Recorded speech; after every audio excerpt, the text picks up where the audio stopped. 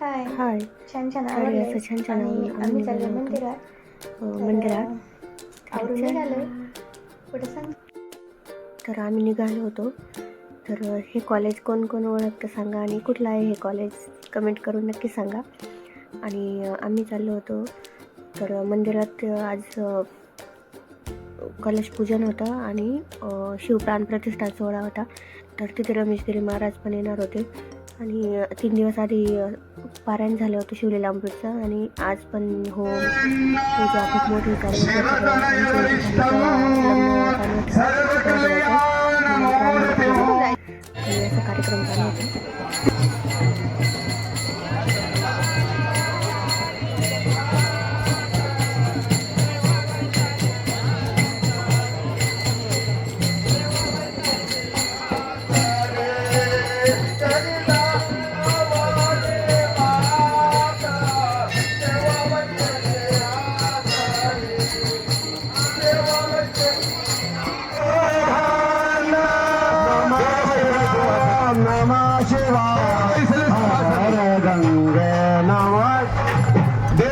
सिंहासनी कलश स्थापन करताना पूर्ण केला मला.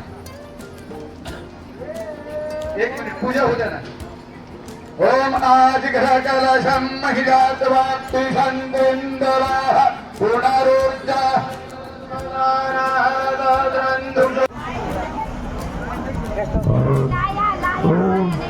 ओम नमः शिवाय. पूर्ण केला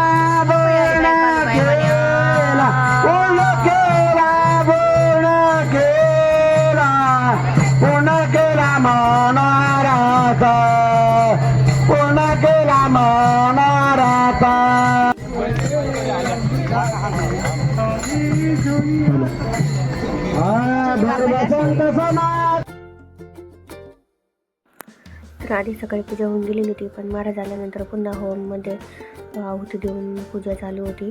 तर इथे स्नेहलताताई कोल्हे, बिपिनदादा कोल्हे,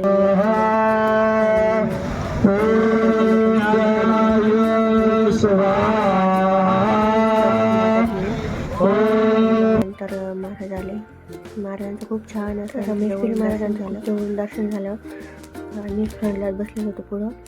आणि संजीवनी ग्रुपचे बिपिनदादा कोल्हे, स्नेहलताताई कोल्हे आणि विवेक भैया कोल्हे आणि त्यांच्या मिसेस त्या तर आमच्या शेजारी येऊन बसल्या होत्या.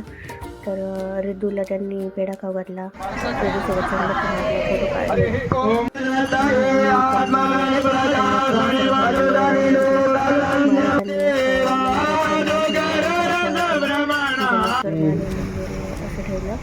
चेअरमन बिपिनदादा कोल्हे यांनीही काही दिवस या ठिकाणी चेअरमन पद भूषवून उत्कृष्ट अशी कारखान्याची वाटचाल कोल्हे साहेबांनंतरही चालवलीच आहे.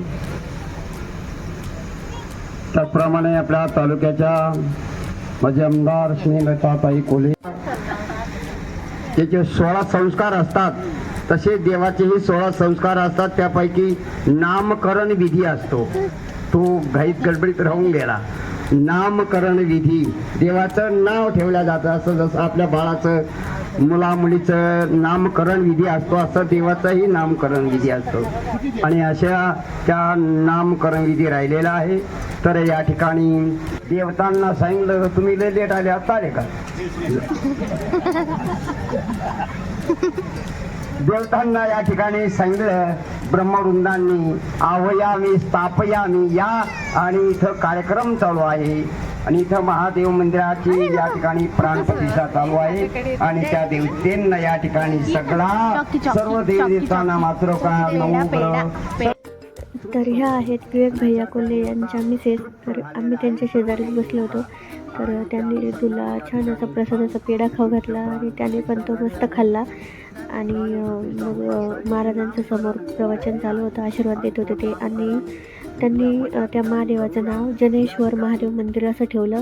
आणि इतकी सुंदर आणि मन प्रसन्न करणारी ही महादेवाची मूर्ती होती. आणि नंदी पण होता.